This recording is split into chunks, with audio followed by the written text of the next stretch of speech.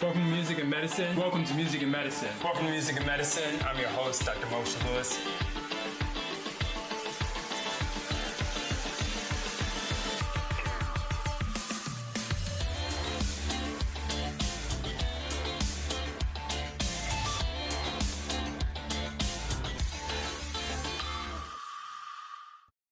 Welcome to Music and Medicine. I'm your host, Dr. Moshe Lewis. I'm so excited. I'm ecstatic to be joined by Patrick Taylor, CEO, founder of Taylor Made Productions. This man's incredible. He's been in the music industry over 30 years, done everything. Literally, I love the title. It's really captured in his book, From the Demo to the Limo. And I know it's a subtitle, but we can get into it. I want to roll back the clock, though, and thank you so much for joining us. Thank you. Thank you for having me. I really appreciate it. Tell us about just sort of how you got attracted to this industry. I know initially you were working as a tech, but talk about working your way to the top. I mean, just sort of where the vision come from and starting. Well, we're a family of music and singers. Mm-hmm. It's just run through the family. I come from a family of 12, so I have 5 more brothers and 6 sisters. Total 6 boys, 6 girls, and my brother, the second from the oldest. It was my older brother, and then my brother right under him. He plays guitar, so he kind of started the whole thing. Right. And then my brother under him took on the music thing, played drums and all that, and then he, it came to me, and then it went on to my brother and then the baby brother. Right. So we all just came through that whole music thing. We had the drums, the guitars, the pianos, and all that in the house. And it just kind of went from there. But at an early age, I decided that I wanted to be in the music industry. And it was either go to college, Right. or you can't stay here. My mother and my father was like, you either go to college, or if you're gonna do music, not in this house. Right, exactly. So Right. my brother and I, we chose to take our things and we left. Right. Wow.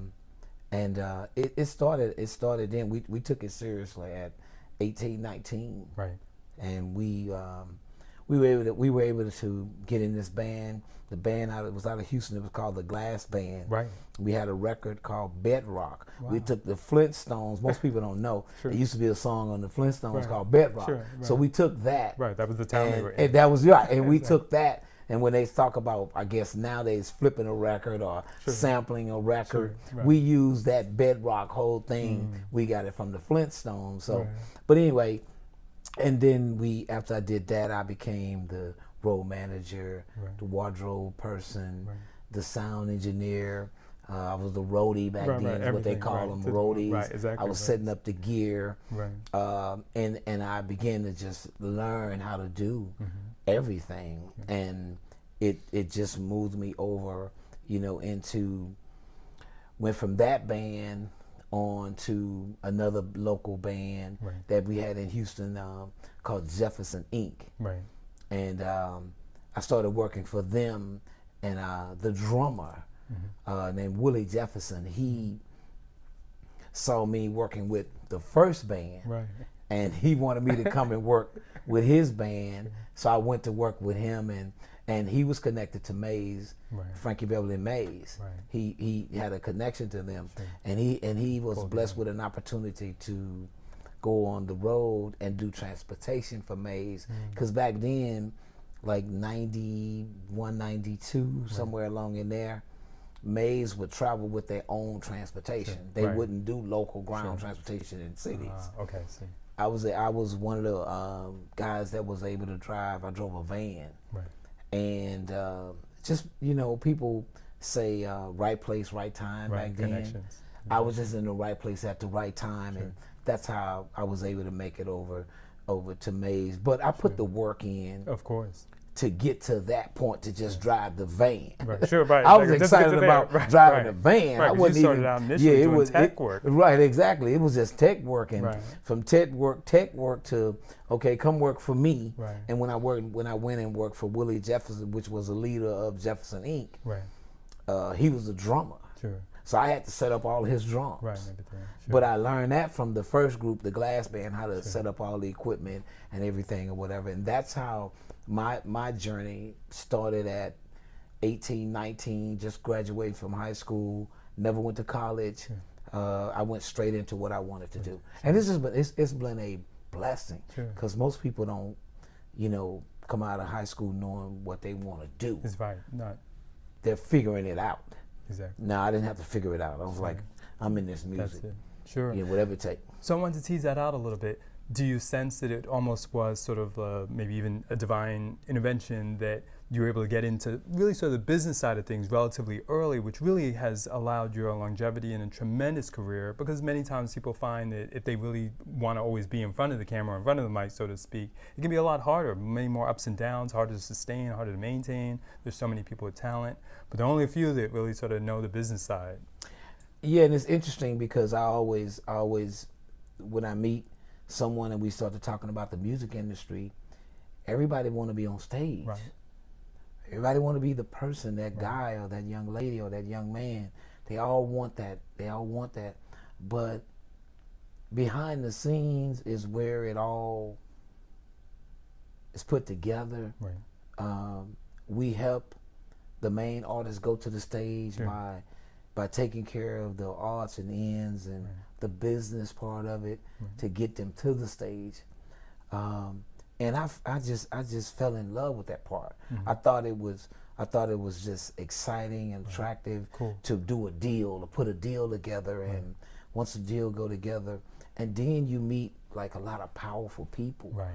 And it could be someone in the room that's just quiet and standing back, but they're the reason why you see a Maze and an Anita Baker and a Patti LaBelle and a Stevie and a Prince and a Michael and on and on and the Keith Sweats and the Tanks and the the Johnny Gills and the New Editions, and because it's those people that you probably don't even pay attention to in the room that is responsible for.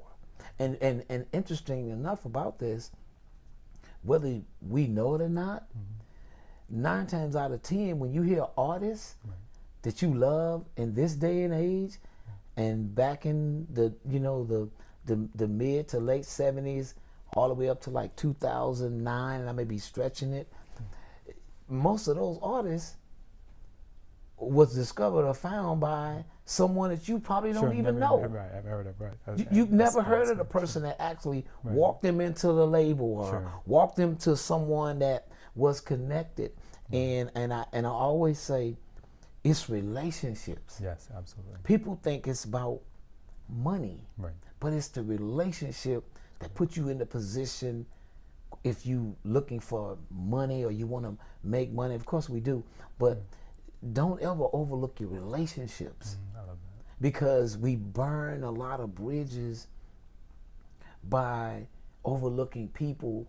The very person in the room that you think that's standing back just looking and quiet, that could be the person that run this entire situation here. Right, make your career. And you never go over and speak. You never say anything. Or, so you have to be careful. My thing is with, relationships, and you have to build, great relationships, because if you've been around the industry or know anything about it, everybody has a story, and 9 times out of 10, you will hear the bad side about the person before you hear the good side. Yes, the rest. And I would definitely say that's true. I want to distill that pearl out.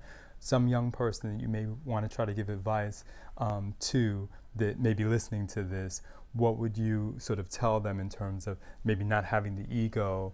And obviously you come from a tremendous sense of humility. I already sense that from you.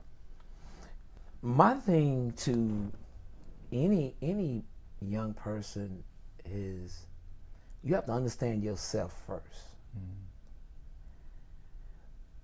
We don't really have a lot of time to waste with you anymore. Like there used to be artist development. Right. That's gone.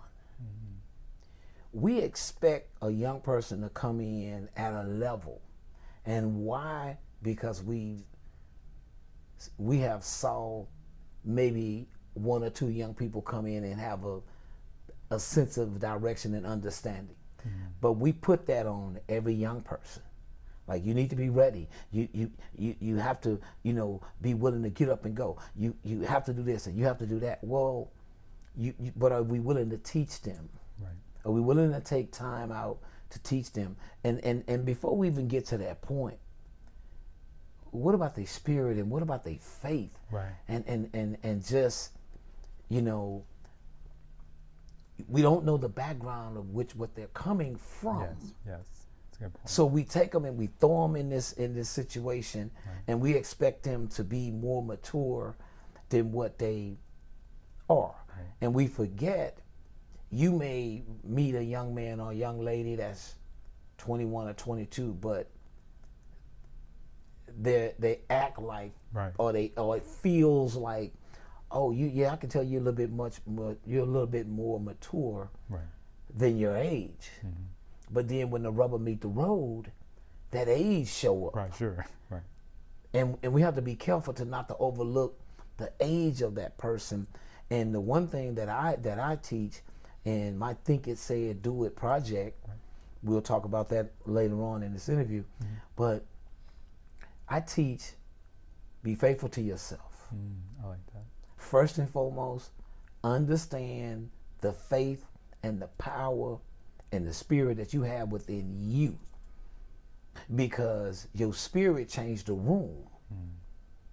Either way, Sure. you Right. walk in a Good. room and you don't have a good spirit, Bad. you're gonna give off a bad vibe. Right. You walk in the room and you have a real humble spirit. You walk in the room and you're light and you're lit up. Right. Whatever you bring in the room, that whatever spirit that you are, when you walk in the room, that comes with you. You have to understand that. Understand the spirit in you. And then, what are you faithful to? Are you faithful to yourself? Right. Are you faithful to trying to prove to someone else Right. that you can do this? Sure. No. You don't never have to be faithful to someone else to prove that you can do something. Right. Be faithful to yourself. People may not like this, but be faithful to yourself. You'll be a better person. You'll be a better athlete. You'll be a better doctor. You'll be a better lawyer. You'll be a better singer. You'll be a better producer. You'll be a better player for playing instruments when you're faithful to yourself. Right. Give it to yourself. Stop trying to be faithful to someone else, because when you let them down, Right. Then. now they're questioning your faith. Sure. Right. But if you come in with a strong faith, and it's easy for me to sit here and say this on Sure. camera, but it's not easy to do. Sure. It takes a lot of discipline. It takes a lot of time with yourself. It takes a lot of studying. And I'm not talking about putting yourself in an isolation place. Right. I'm just saying, take our time to understand who you are better. And then you'll see different results when you go at things, and that's my advice to young folk. You're not going to get what you see on television and what you see on social media. That's not for everybody. Right. No. Right. We're not, everybody not going to get that. Right. I don't care how hard you try. Right. There are a chosen few. Right. And not to say that you can't strive and not to say you can't dream, but what are your dreams? Right. Not the dream of seeing someone else and want it. Right. Exactly. Because we Just can for get that yourself. confused. Sure. Yes. Very subtle. You see somebody else with it, and now you dreaming that you can have it. Right. But no, what is your dream? Right. What are you dreaming for? What is it that you want for you? Not what you saw him or her have. Right. What do you want for you? And that's like my opening statement to young people. Start understanding who you are and what you are. Stop thinking you know everything about this industry because you watch your favorite hip hop artist or your favorite old school artist or your favorite jazz artist or rock or pop artist, and now you think you know. Right. Doesn't come that easy. No. Doesn't come that easy. Gotta put the time in. You may not be able to say the name, but who may be an artist or an example of working with an artist where you felt like, okay, I feel like they really are sort of walking in some of these principles because of an example or something that you saw. You really felt like they handled the room well, or were willing to respond to criticism, or were willing to let someone else pick out the lead single on the song, or something of that nature, where you got a sense of this person, I think they get it, or they exemplified some of these virtues. Oh, that's easy. That's easy for me. I was working with a young lady back in 04, 05 up until about 7 or 8. Mm-hmm. Her name was Cara, and she was everything that you wish for in an artist. Young, Mm-hmm. starting out. She was very dedicated. She was self-motivated. She's a great writer and arranger of her own songs. She lived for it. Was very well rooted and grounded. Come from a really great, family, mom and dad, a sister and a brother, and she got it. She understood it. Right. I mean, you didn't have to tell her to rehearse. You didn't have to tell her to do things. We were building something really, really, really, really great. And sometimes when things don't happen for young people as quick as they think it should happen, and the parent wants you to go to school and want you to be the doctor or the lawyer, because we teach the doctor lawyer thing more than anything. Sure. Is what I have seen in my time. Right. You need to go to school and get an education. We teach that. We preach that. We beat them over the head, Right. with that. And this young lady decided to go back to school. Mm-hmm. Mm-hmm. But she was a great example of understanding, going through those artist developments and different levels of artist development. Had a vocal coach, Right. a trainer, rehearsing with dancers, and in the studio with different producers to just get an understanding on what direction she wanted to take the sound in. Sure. We did a great record on her, but I think she just got to the point where it didn't happen Right. as soon as some of the people that was around her Right. was like, well, you should be gone by now. Sure. And that's where we have to be careful, because you could allow someone to get in your ear Yes. that's telling you, well, you should do. And before you know it, you don't hear yourself anymore. Mm. You hear that, you should do this, you should do that. I don't know why you wasting time doing this. And you get caught up in that, Yes. not even knowing Right. that person has an effect on you, because they keep telling you what you should be doing. And then the greatest one, if it was me. Right. And you'll But they're listen not. to if it was me. Right. And now you're not doing Yeah. what you were doing anymore. Sure. And you don't even realize or recognize you slipped over in that world just like that. Boom, you was in that world. And but I answer to that, I've seen that with her.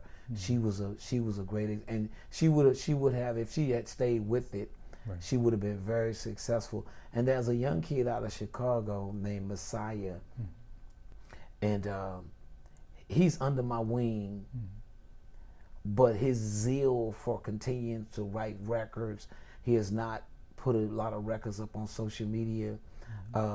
I think if he stay in that direction that he's going in, and he continue to listen, he will turn out to be something special. Because when I say young, I'm talking 18, 19. Right. I don't think he's 20 yet. Sure. Wow. If he's 20, he just made 20. But that's someone that I have a lot of, respect for. I like his zeal of continuing to, he has written and arranged probably 95% of the songs that he sent me. Right. Wow. Just hidden talent Sure. that just need an opportunity, or whatever. And so that's what I would say, to that. Sure. And on the flip side, what are some of the, this is not a good idea, walking in the room or interfacing with a record label, what would be some of those pearls that you give, even if you can't say a name of somebody who might have really taken some steps in the wrong direction that were too bold and too wrong to make it work? Well, see, it's interesting when we say wrong direction, because for someone new that don't have anything, and in this business it take money to make a record move. And people can say, well, let me just throw it up on the internet and let's see what happens, and that's not true. But you may get some success on the internet with the record, right. But when the record label step in, that's a major machine. Right. There's a lot of muscle behind that machine, which is called money. Right. When they step on it with some money. They're gonna make it go places that you can never ever think about it going. Right. That's not to say that the internet won't help you, but you're gonna spend a little bit of money on the internet, right. Doing something. You're gonna spend money going in the studio or doing something. I just think that some of the do's and the don'ts depend on your situation. If you want to be on a major label, they're gonna give you their terms and their conditions. Right. And if you accept them and that's what you wanted, then get on a major label. Sure. If you had an opportunity, right. Take the deal. Sure. I'm not gonna tell you don't take the deal.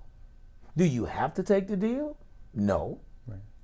Can you do the same thing that they're gonna do for you on a lower scale? Yes. It's gonna take you a little bit longer. Yes. Right. Are you patient enough to wait to do it the way the independent labels do it? If you had a patience in you like that, right. Then wait. But if not, and you get an offer, it's up to you to decide whether it's a good offer or not. 9 times out of 10, if they're the muscle and they're the machine, they're gonna make the offer where it benefits them more than it do you, right. Because they're taking a chance. And if they don't take that chance on you, and you're not willing to take the chance on yourself, then what is wrong with them asking for the biggest piece of the pie? Right. Why? Because you can sing real good? You're just another great singer that nobody know. Right. When they put their muscle behind it now, people are getting ready to know who you are. So it depends on what you call a good deal. I hear these guys get on these platforms and you don't have to give a record label this, you don't have to do this with a record label. But 90% of those guys on those platforms are successful. Right. What about the guy that's not successful? What about the guy that doesn't have the financial backing to put him there? Right. But a label is offering him a situation. Right. It just depends on, because no matter what you do in the entertainment industry, you're going to give it up to get it. Right. You're not getting through those doors without giving up something to get what you want. So when you hear these guys say, oh, I did it all by myself. I didn't use the record label money. And when I walked in, the record label gave me $500 million. When I walked in, the record label gave me, but they're not telling you what they gave up. Right, sure. Because rest assured, the record label owns something. Right. They're not just giving you 10, 15, 20, $30 million situations without them owning the masters to that music. Right. You cut some deal that worked for both parties. That's what deals are made. That's how deals are created. It have to work out. And it doesn't mean because you walk out the door thinking, oh, they gave me $30 million. They gave you $30 million, but they may own the publishing for the next 50 years. Right. Or they may own a portion of the publishing. Right.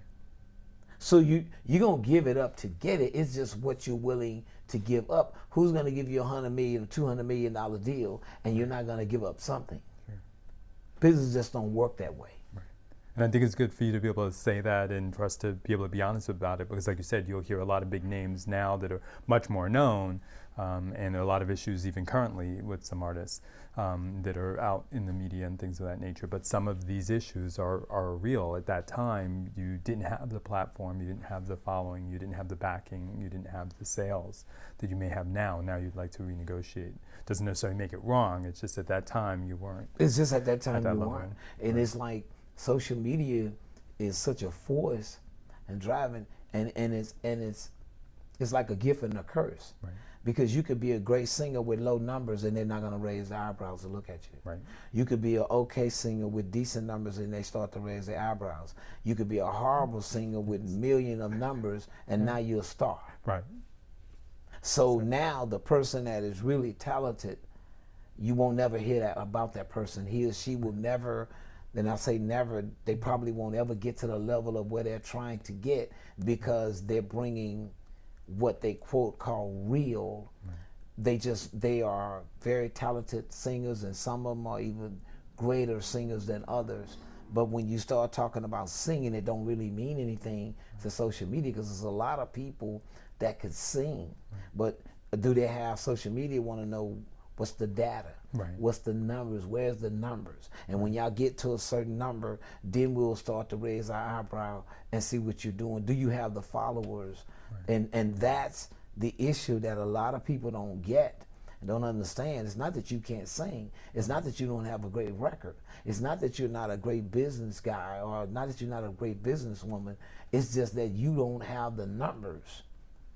And if I was sitting here and I was going off of numbers, nobody would want to talk to me. Right. Because the numbers can never make up for the wisdom and the knowledge that I have. Exactly. Right. So when you start talking about being competitive and you need to have this amount of, your numbers need to be here, we don't need you, it's sad. It's killing a lot of great talent. Right, because it's a facade in a large extent. But we all still chasing the numbers. Right. You know, and we're looking at it. We're looking at people that are very talented, that are not being, or have the opportunity to get on in sports, and in the entertainment world, you know, and just the white collar world, you know, everyday, you know, jobs. Look at the employment rate, how it just went down. You can't get people to come to work. Right, sure. What do we do about that? Right. You know, people come to work and don't want to be at work. So it's challenging, you know, being in this music, in this entertainment world, you know, at this point. And I'm sure it's the same way for actors and actresses. Right, absolutely. I think that lays a great foundation for your book. And just tell us about some of the pearls or the things that you really feel you wanted to bring out that maybe, like you said, don't typically get covered in the usual interview.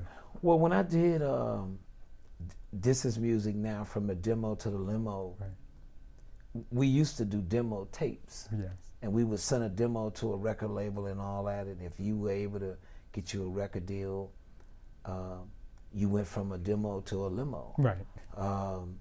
And I think inside of that space, we talked about, you know, producers and the producers versus beat makers. Right.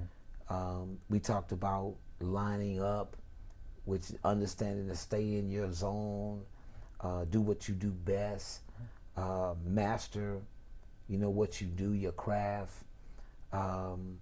We talked about, you know, bodyguard and security, and we talked about different things that go on in the music business. But the interesting thing about the book, we wrote the book from behind the scenes. Yes. We didn't write the book from being on the stage, being the main artist, performing for 14,000, 15,000 people. We wrote the book from those guys that we call roadies, and we call the tech guys. Right. We call them stagehand loaders. Those are the guys that's putting that weight up over your head every night. Right. So if there's a loose motor or something, or the lights didn't go in right, we take that for granted. We never thank those guys. Right. They're the ones that's clamping those beams, that's dropping the points back, you know, so we can raise all of that weight up in the air over your head with video walls, sound, lights, set pieces, and the whole nine. And those guys don't get credit. And I think they'll do their credit, because without them, you don't see no stage opening up and somebody coming up out the stage, and things are moving and the razzle and dazzle, without the guys I named. Sure. Production managers, stage managers, sound engineers, monitor engineers. So I think when you start to talk about my book, that's what we talked about. Mm-hmm. We talked about you know, you're putting on the whole armor, and not come out like half dressed. Right. You know, pull your pants up, you know, because you can't function 100 with your pants hanging down. Right. You can't even walk straight. Pull them up, And that's what we talked about, things like that, like, you know, just being prepared and being ready. We talked about how to put a show together. Right. Most people don't know what to do with 60 by 40. Right. They think the middle of 60 by 40 is it. Right. So they come to the stage and they just stand in the middle. Right. You 40 feet wide and 60 feet deep. You don't. You have to know what to do with it. Exactly. That's a lot of wood that you on. Right, right. But when you don't understand what to do with it, you just standing there, Right. and you may have the greatest record on radio that's played the last 12, 14 weeks. Sure. And then somebody see you and never want to see you again. Right. It's like, oh, we wasted our money. He or she wasn't good at all. Right. That's because you don't prepare yourself. Mm-hmm. So we talked about stuff like that. We talked about, you know, the book mainly was like, just go back and get some understanding on what you're doing. Right. We didn't say you had to produce like Babyface. Sure, right. We didn't say you had to produce like Terry and Jimmy. Right. We just said, look up Terry and Jimmy's format, Exactly. study them, Understand. listen to Stevie, how they put stuff together. And then if some of those, you know, nuances work for you, use them. Sure. And 9 times out of 10, when you hear some of the guys that I just called, you're going to use some of those nuances if you're a producer and you studied them, and then you'll understand why they get the sounds that they're getting, how to put sounds together. Right. But when you just grab a computer and some software and just go, and some people do well, they do great with it. Sure. But for those that are not that talented, just take a day or so and listen at how Motown, you know, produce records and stack records, you know, out of Memphis. You just have to listen to some of that stuff and get a better understanding. And that's what the book was about. You just get a better understanding on what's going on in the music business. And then the new project that we just put together, it's now a combination of what we did in 2012, and then we studied the next 5 to 6 years, 7 years, and here we are in 22. And the Think and Say It, Do It project is due out on the 4th quarter of this year, or by the first quarter of 2023. Sure, I love it. Our show's called Music and Medicine. When you hear those words, what does that mean to you? Well, I think music is a big part of medicine, and I say that because, and you're in medicine, you're in that field. You can listen to music and pain won't be as painful as it was. Yes. When the doctor has written all the prescriptions that they can write, when they have given you everything that they can possibly give you to help make you comfortable, you can put on some music, and music soothes the mind. Yes. Because it's a feel, it's a rhythm, and I don't know, their heart beats to a rhythm. Yes. 90% of us walk to a rhythm. Yes. You know, things that we do, it's a rhythm, and you don't really pay attention to the rhythm. You swing your arms in a rhythm. You know, you talk with your hands, gestures with your hands, but it's rhythm. It's just not all over the place. You can, you know, but it's on, and you don't recognize that you're doing it because you don't pay attention to the rhythm, you know, that's in that. And I think when you, and it's interesting that you asked a question about music and medicine, because I had a friend of mine, he had a real bad accident, and he was burned from his head to his feet, and he survived. And his brother, older brother, when he was in the hospital and stayed in there for almost a year or two, they played May's music. And his story, he'll tell you, that's the only thing that kept him here. Wow. It wasn't the medicine, it wasn't the doctors. That music, they used to have to play that music. The nurses knew, the doctors knew, they had to play that May's music. And when he was able to come out the hospital, they would just put him in the car and ride him around Houston. But the whole time, they were playing May's music. And then he got an opportunity to meet Frankie Beverly. And he told Frank how he had saved his life just with that music. So and in my Think It Say It Do It project, I talk about the colors of music. Yes. And I think that, and I'm no scientist, Sure. and I'm no doctor, but I just know when we can't say anything, when all the tears are gone, and we can't cry anymore, when we can't do some of the finer things in life that we used to do anymore, but we can put that music on. We can have a bad day at work, Right. get in that car, and be on our way home, and that music come on, Right. and everything that happened at work gone. Right. You have not talked to the wife, you have not talked to the family, you have not talked to the kids. You've done. You patient out now. I don't want to see no more patients. I don't want to talk to nobody else. Right. But you get in that car and you turn that music on, and before you know it, you at home and you don't even know it. You forgot the route. Sure. Okay. Another song.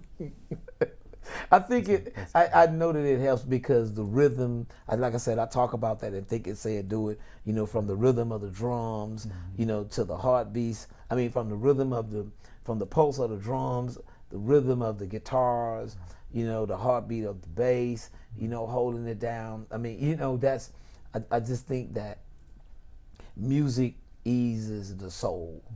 When we went through 9/11, and nobody in this country had the words. Right.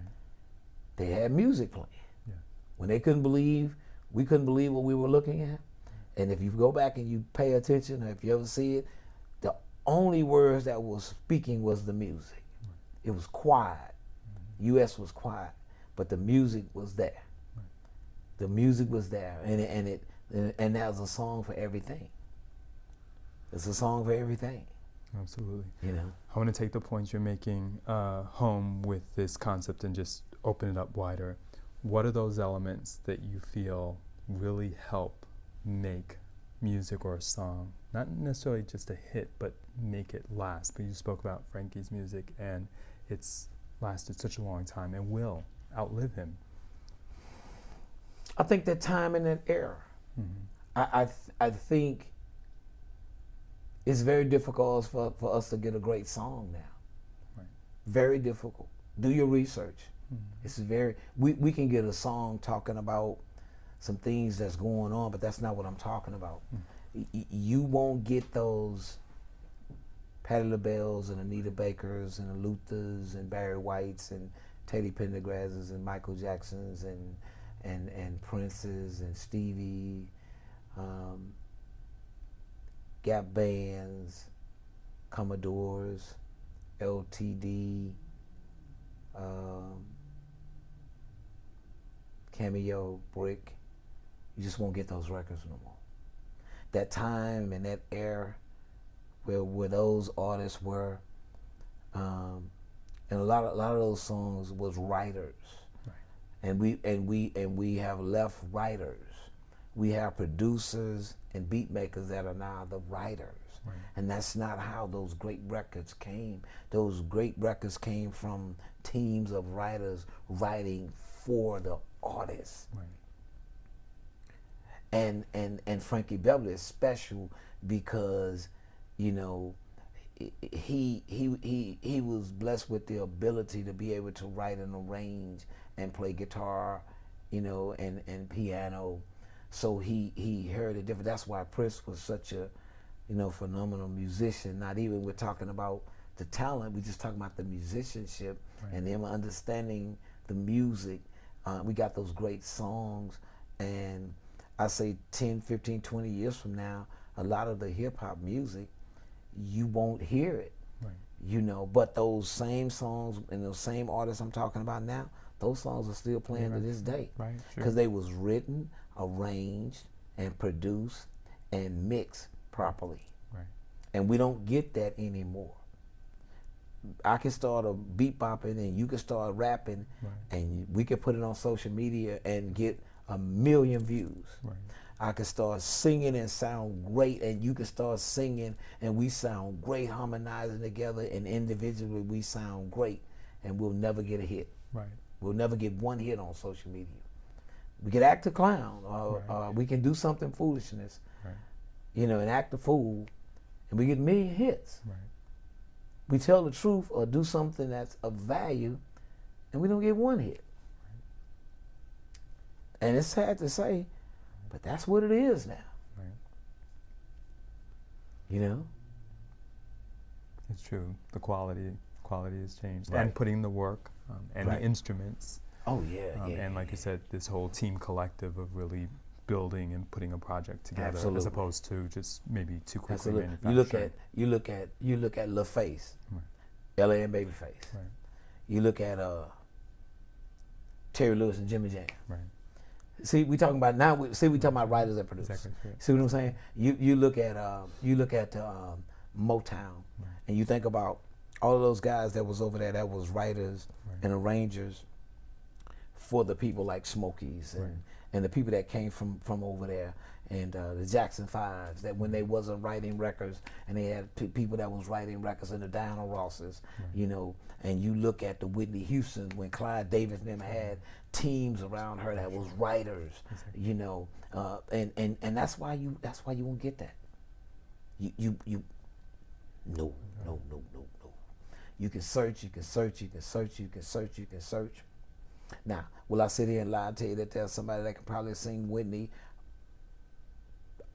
under the ground? Right. But are they mentally prepared to do what Whitney was mentally prepared to do? Right. Are they emotionally prepared to do what Whitney had to do emotionally? Are they willing to sacrifice how she had to sacrifice? Are they willing to work on their craft? Are they willing to leave everybody to go to be that? And that's where the rubber meet the road. Right. Not the singing ability, not the texture, not the tone, I should say, not texture, but the tone of their voice. Could have great tones on their voice, but they're not willing to put that work in. Right. They want somebody to give it to them. Right. And every time you meet them, well, girl, you could really sing. Oh, man, you could really sing. And then the next thing they say, yeah, man, I'm looking for somebody to help me. But you know what we do? We don't ask that magic question. How many people have already helped you? How many people that you came across that's been involved? And when you ask that magic question, that's when the rubber meet the road. Well, I had someone to do blue, blue, blue, blue. And you'll keep being like the Pac-Man game.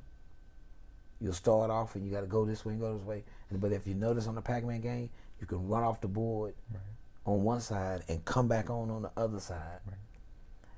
And that's what you do with your career. You work with me, you leave me and run to you, leave you, you run to the next guy, and then when you get through run, you try to run back in now on the board, but if you take your time and you eat those fruit, you go to the next level. Right. Every time but guess what? When you see the guys coming at you, you run off the board because you know you can come back in on the other side, and before you know it, that's what you're doing. You from person to person to person to person, and then you realize, okay, can't nobody help me now, so you're trying to start over because that game is over. Right. And that's how I see it. Yeah. You know. Yeah, no, definitely an issue. Where can we find more about some of the projects that you're involved in now? Well, we're in the process of getting the website up. Like I said, the Think It, Say It, Do It project is we started working on it in 2012 when we dropped the book. So we've taken our time to put it together real well. We're not promising anybody any pipe dreams from this project. We just want to help you along the way. Some of the things that we talk about and you being able to find the project, we'll have it on all of the social media platforms. Because we're building all that now. Right. We're going to release everything, you know, at one time. But some of the things we talk about in the Think It, Say It, Do It project, some of the subject matters is putting on the whole armor, the animal instinct in people, drugs and alcohol in the business, being a star. Most importantly, one of my favorites is relationships. We talk about spirit, faith, and hope. We talk about the colors of music. We talk about the rewards. We also break down why we named the project Think It, Say It, Do It. Because most people will think it, but a lot of times they won't even say it. Right. They just think it, and it just be all a thought, and they leave it alone, let it stay a thought. Then there's people that think it and say it to themselves, but they never do anything. Right. But they'll come to you and say, have this $1 million. I'm telling you, man, if you do this, you can make $1 million. Right. And you haven't done anything. Right. So we took Think It, Say It, Do It, and we broke it down into like over some 20 different 3 to 5 minute videos. Okay. And we know that people are gonna appreciate it, Sure. you know, how we did this, because, and then we talk about the rewards of life in the Think It, Say It, Do It project, because it's nothing wrong with you working hard and rewarding yourself. And we break that down when you hear people say, I'm not gonna change. Right. Why wouldn't you? Sure. Why would you work hard all your life Right. to get to a certain point and then stay the same? Right. It just don't add up. Right. And you don't owe anybody anything. Right. If you worked hard for what you have, you don't owe anyone anything. You know, so we talk about stuff like that in the Think It, Say It, Do It project. It's beautiful. We have 26 words of encouragement that we open up the project with. And the 26 words is like power and observing and understanding, keep God first, is your spirit right, where's your faith, love, understanding, staying humble. So we talk about those things as how we start off with encouraging you to take these 26 words and this entire project that I'm going to talk about and use them, and I promise you they'll help you. Sure. They'll help you in your everyday walk. Absolutely. And I think almost no matter what field you're in, because your spirituality and your sincerity and desire to help comes across, is why we wanted to be able to talk to you. Thank you. Because it's very clear that you not only have a tremendous passion for it, but you've really been there. And I think, as you really alluded to in highlighted in your conversation, this lack of artist development is a key piece that's missing. While we may see people showing out, maybe even more than the showing off, and some of these foundational items that may be missing from home or from family or from church or from mentors that really are critical for the artist if they're going to try to be on a platform and withstand all the pressure, the demands, the questions, the issues, the performances, the schedule, the touring, the rehearsing. It's a tremendous amount of work. I talk about stop making your homeboy and your homegirl your business manager. Exactly. Thank you. We talk about that. Yes. Leave them your homeboy and your homegirl, right. or your friend or your loved one. Right. Let them stay that. Right. Because this is a business out here. Mm-hmm. And what you're going to do is you're going to expose somebody that don't know, and it's not their fault. Right. They just don't know. Right. And they're trying, but they don't know. We talk about that, and that's one of our favorite ones. Stop making the homeboy and the homegirl and the cousin and the mom and the daddy and the aunt and the uncle the business manager and the manager and the security. We talk about all that in that whole Think It, Say It, Do It, project. Sure. Well, it's been such a pleasure, Mr. Taylor, and you bring so much experience to the table, but the way that you're packaging it for the next generation, I think, is so giving, which I've seen all through this conversation. Your teaching, your humility, but also constantly bringing up faith, and it coming from a place of really sincerity, which I think is so important, because it seems there's a tremendous lack of trust, in the industry, and like you said, then when you bring people in that may not know the business or even understand the art form and the work, then we may get a tremendous challenge in their career. Right. And so rather sort of avoid some of these pitfalls. So thank you so much for joining us today. I appreciate it. Sure. And I got to look at that camera right there and say it. I'm Patrick Taylor from Taylor Made Entertainment. Think it, say it, do it, and we out. I love it. And I'm Dr. Moshe Lewis, Music and Medicine. You've heard it here from Patrick Taylor, just phenomenal musician in terms of where he started, and then really has helped other musicians grow and develop, and wants to continue to help other musicians and people who are behind the scenes really take everybody's career to another level where we have quality, sincerity, trust, and even faith. I think that's a recipe for success any day of the week. Thanks so much for joining us. Welcome to Music and Medicine. Welcome to Music and Medicine. Welcome to Music and Medicine. I'm your host, Dr. Moshe Lewis.